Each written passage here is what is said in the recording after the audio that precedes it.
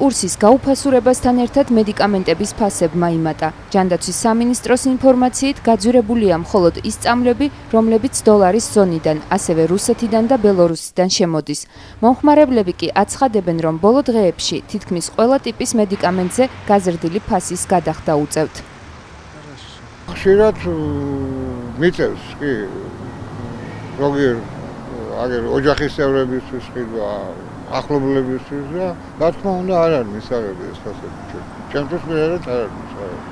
ადრე იყო რომ ყველას თავის დანაზოგი ჰქონდა ბანკში შეტანილი, დღეს კიდევ რო გამოდიხარ ქუჩაში 99% ბანკიდან ფული აქვს გამოტანილი და ბანკს სულ არ აინტერესებს ხელფასი მოხსეს თუ არ მოხსეს. ისინი თავისას ეთხოვენ ხომ და ამდენად კიდევ ადამიანს წამალი რომელიც ყოველდღიურად ესაჭიროება ხელფასს მოუღებელი ადამიანი და ის გაჭირებული ადამიანი და ამ ხელა წამლების კიდევ ფასს მომატებული მე მგონი ეს ავსი მიმაჩნევ დანაშაულია. ეხლა წარმოიდგინეთ თქვენ ეხლა მე 50 ლარის 60 ლარის წამალი მინდა თვეში და აბა როგორ ვიყიდი?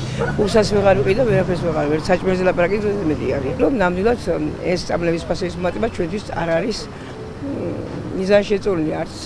ვერ გადავიხდი, ვერ ვიყიდი და წამალზე ვიყა 23 ლარიო მითხრეს და არაბაქ მეთქი მაგდენი და წამოვედი რა ვერ ვიყიდი. ჩვენი მოსახლეობის შემოსავალი ნამდვილად არ არის ადეკვატური ფასების. საქართველოს ეროვნული ბანკის ოფიციალური გაცვლითი კურსით 30 იანვრიდან $1 შეძენა 2 ლარად და 5 თეთრად იქნება შესაძლებელი.